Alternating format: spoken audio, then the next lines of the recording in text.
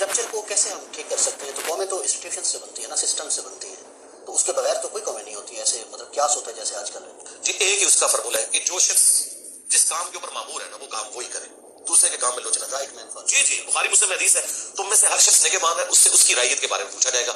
फिर नबी इस्लाम ने फरमाया हुक्मरान अपनी रियाया पे निगहबान है, मर्द अपने बीवी बच्चों पे निगहबान है, औरत अपने खामद के बच्चों और उसके माल के ऊपर निगहबान है, वो अकाउंटेबल है। एक सुप्रीम कोर्ट के जज का काम नहीं है कि वो हॉस्पिटल के दौरे करे, ठीक है। इसी तरीके से एक आर्मी चीफ का काम नहीं है कि वो बैठ के ताजरों के साथ मीटिंग कर रहा हो। इसी तरीके से एक प्राइम मिनिस्टर का काम नहीं है कि वो फौज के हवाले से कोई लुट चलने की कोशिश करे, ठीक है। जो उनका इंटरनल स्ट्रक्चर है उसको बर्बाद करने की कोशिश करे, ये काम नहीं होना चाहिए। तो सारों ने इसमें हिस्सा डाला है, और मेरे ख्याल सबसे कम अगर कोई हिस्सा डाला ना तो वो पॉलिटिशियंस ही है। हमारे इदारों का फेलियर है जिन्होंने इन पॉलिटिशियंस को यूज किया और फिर इन पॉलिटिशियंस ने इनको यूज किया। अगर ये इदारे सही काम करते होते, पॉलिटिशियंस के आलाकार ना बनते और यहाँ पे कम से कम 5 दफा असम्बलियां अपना टाइम पूरा करती, तो आपको आजकल ये हालात नजर ना आते। आज 2 जुमले हमदर्दी के हमारी स्टैब्लिशमेंट के लिए बोलने के लिए कोई पाकिस्तानी कौम से तैयार नहीं है। और अगर इसके ऊपर हम ये रोना रो रहे हैं ना, तो ये रोना हम अवाम पे नहीं रो रहे, इन पे ही रो रहे हैं कि ये आपके किए हुए आगे आए हैं। देखिए, वो लोग जो 2018 में बगले बजा रहे थे ना, ठीक है, आज वही लोग फौज के सबसे ज्यादा मुखालिफ हुए हैं, ठीक है। क्यों हुए? पॉलिसीज की वजह से। अब ये समझते हैं कि हम एपॉलिटिकल हुए हैं तो 70 साल के गुनाह एक दिन में माफ हो जाएंगे, वो अल्लाह ही है जो माफ करता है। ये आपने मेंटल मॉडल्स बदल दिए लोगों के। आपने अब देखिए दोबारा दहशतगर्दी शुरू हो गई है, मेंटल मॉडल्स आपने बदल दिए, मजहबी जमातों के हाथ में आपने असला दे दिया। अब ये नॉन स्टेट एक्टर जो है वो इस वक्त जेब तराश ये बने हुए, ठीक है, क्योंकि आपने उनके चंदे बंद किए हैं, वो अब अवाम को लूट रहे हैं। यानी पहले भी अवाम मर रही थी, अब भी अवाम मर रही है। तो आज जो फौज कुर्बानियां दे रही है ना, तो इसमें से मेजॉरिटी इनके बड़ों की गलतियां जो इनको भुगतनी पड़ रही है, और हमें तो खामखाई भुगतनी पड़ रही है। तो अगर आज फौज कहती है ना हम एपॉलिटिकल है, तो अपना वजू कायम रखें।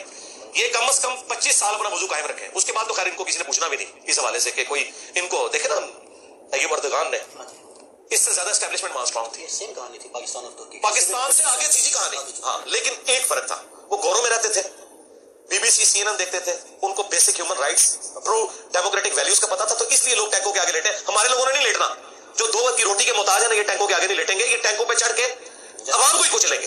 इन्होंने कभी नहीं लेटना, इनके तरफ तो ये सेंस ही नहीं है। और इमरान खान साहब के वाले से भी मैच करूं, इमरान खान साहब जो नैरेटिव लेके निकले हैं ना, उसमें ये जो एलिमेंट वो कह रहे हैं ना कि फौज मुझे बैठाए, डेमोक्रेटिक लीडर का ये काम नहीं, को ये कह के मुझे मौका दो, इनको निकालो यार, इसमें से निकले। वो कह रहे हैं हम निकले, उनको आप निकले लो। जो कभी कभार वो कहते हैं कि आप न्यूट्रल, तो न्यूट्रल ही रहना है, लेकिन कुछ देर बाद उनका वजू फिर टूट जाता है। कहते हैं इन चोरों को लाके मुसल्लत किया, हमें भी मौका दो यार। फिर ये उसी तरीके से जैसे बदरुल मान साहब कहते थे अमेरिका को कि एक चांस हमें भी दे। ये काम नहीं होना चाहिए।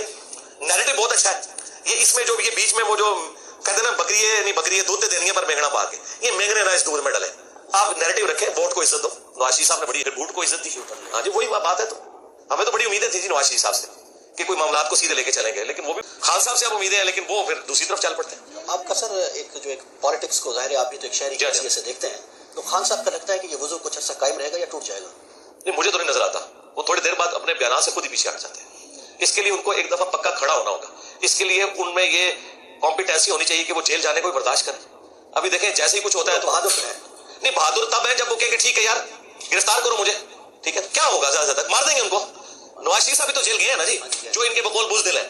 ये क्यों जो है बंदे इकट्ठे कर लेते हैं अपने गिर्द के, जिनको बंदा दाखिल नहीं होने देंगे अवाम को। इनको चाहिए खुद कह के आए मुझे गिरफ्तार करें, फिर बुलाते तो हैं लेकिन अपनी हिफाजत के लिए बंदे भी इकट्ठे कर लेते हैं। नहीं, इस तरह न करें, एक रात फोन करें खुद CM पंजाब को करें या वहां पे राणा सनाउल्लाह को करें कि मैं यार बैठा हूँ, आ जाओ भाई, मैं जा रहा हूँ, जो केस है मैं जुडिशरी से मुझे इंसाफ मिलेगा, मैं करूंगा। और अगर ये कहते हैं यही है तो याद रखें इसी जुडिशरी ने पिछली हुकूमत को भी नाअहल किया हुआ है। इसका मतलब है फिर वो फैसले भी गलत है। अगर आपको इसी जुडिशरी से खतरा है ना कि आपके खिलाफ फैसला करेंगे, तो याद रखें फिर पिछले फैसले भी इनके गलत ही थे। फिर तो आप किसी एक जगह खड़े होना। तो मेरा ख्याल है इमरान खान साहब उस दिन बड़े लीडर बनेंगे जब ये जेल जाएंगे। जब तक ये जेल नहीं जाते ना, ये बड़े लीडर नहीं बनेंगे। वो रास्ता चल तो रहा है, वो खुल तो गया है, लेकिन वो पूरी कोशिश करते हैं मैं ना जाऊं। कभी वो शहबाज गिल साहब अंदर चले जाते हैं, कभी जो है वो फवाद साहब चले जाते हैं, शेख रशीद साहब भी चले गए। जब तक अच्छा वो भी चले गए, चले वो तो हमारे स्टूडेंट हैं, उनके लिए दुआ खैर करेंगे। तो खान साहब से भी हम कहेंगे कि आप जेल जाएं, ठीक है, तो आप बड़े लीडर बन के निकलेंगे। ये जेल जाना जरूरी है। अच्छा मेरे साहब, आपकी इमरान खान साहब से कभी मुलाकात हुई या ऐसा कोई चांस बना? चांस बनने के तो मामलात हुए थे, लेकिन मैं खुद ही उस वक्त एग्री नहीं था। तो अब तो खैर वो फिर एक आपको पता है एक रिलीजियस प्लेटफॉर्म है। हमारे स्टूडेंट्स तो यानी ज्यादातर तो PTI से ताल्लुक रखते हैं, लेकिन हर तरह के लोग मौजूद हैं। तो वो मैं फिर अगर मिलूंगा ना, आप देखें ना कासिम अली शाह साहब भी मिले, वो बेचारे हाँ जी पूरी नेक नीति के साथ मिले, लेकिन उससे कुछ चीजें मिस हैंडल हुई, उसकी वजह से फिर जिस तरीके से उनके साथ किया गया, अब ये कोई रवैया उसके बारे में एक इत्तला है कि वो ऑलरेडी एक उनके असाइनमेंट थी कि एक बयानिया बनाया जाए। देखें जब तक ये चीज आप जुडिशरी में साबित ना कर सके میرا خیال ہے کسی شخص کے اوپر الزام نہیں لگانا چاہیے.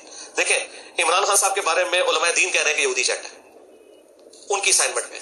ڈاکٹر اسرار صاحب نے بھی خدشے کا اظہار کیا, تو کیا ہم مان لیں گے ان کے کہنے کے اوپر؟ جب تک جی حکیم سعید صاحب کا بھی, اور حکیم سعید صاحب تو کریڈیبل آدمی تھے, ڈاکٹر اسرار صاحب بھی تھے, تو کیا ہم ان کی بات بغیر ثبوت کے مان لیں گے؟ تو پھر ادھر بھی بغیر ثبوت کے قاسم علی شاہ صاحب کے اوپر اس طرح کا بلیم لگانا, اگر کوئی سمجھتا ہے یہ اسائنمنٹ پہ تھے. میرے بارے میں بھی لوگ کہتے ہیں ایجنسیوں کا بندہ ہے. میرے بارے میں اس وقت لوگ باتیں کرتے تھے, پی ٹی اے والے مجھے کہتے تھے کہ جی آپ نون لیگ کے بندے ہو کہ آپ اسٹیبلشمنٹ کے خلاف بولتے ہو, ٹھیک ہے, اور میں نے اس وقت بھی ان کو کہا تھا میرا 2018 کا لیکچر ہے, تم پہ برا وقت آئے گا تو سب سے پہلے میں تمہارے حق میں کھڑا ہوں گا اور دیکھنا سب لوگ تمہیں چھوڑ دیں گے, ٹھیک ہے. آج جب برا وقت آیا تو میں خان صاحب کے ساتھ کھڑا ہوا کہ اس طریقے سے حکومت نہیں ہٹے گی, میں نے ساتھ دیا ان کا. میں نے اپنا ایمان نہیں بدلا, اپنا عقیدہ نہیں بدلا, اور آج پی ٹی اے والوں کو سنبھالنا پڑتا ہے کہ فوج کو گالیاں نہ دو یار, یہ کام نہ کرو. جو کل تک ہمیں کہتے تھے جی فوج کے بغیر تو کچھ بھی نہیں ہوگا, آپ فوج کے, حالانکہ ہم فوج پہ جائز اس وقت بات کرتے تھے, تنقید کرتے تھے کہ آپ اے پولیٹیکل ہو.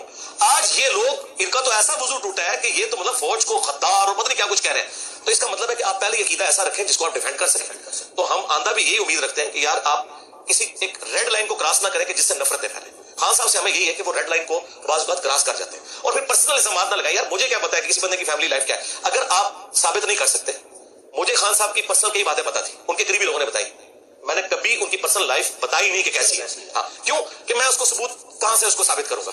اس طرح آپ یہ الزام نہ لگائیں کہ فلاں فلاں کے جھنڈے پہ تھا. میرے بارے میں بھی لوگ کہتے تھے, ابھی کہتے تھے کہ جی فلاں کے جھنڈے کے اوپر. میں نے کہا تھا یار مجھے بتاؤ, میں جس کے جھنڈے میں اس کے خلاف میں آپ کو لیکچر اپنا دکھا دوں گا, ٹھیک ہے. حالانکہ ہمیں تو میں آپ کو یہ آن ایئر یہ بات کر رہا ہوں کہ مجھے بعض نامعلوم افراد نے اپروچ کیا کہ میں خان صاحب کے بارے میں کوئی ایسی بات کروں, کیونکہ ظاہر پبلک فالو کرتی ہے.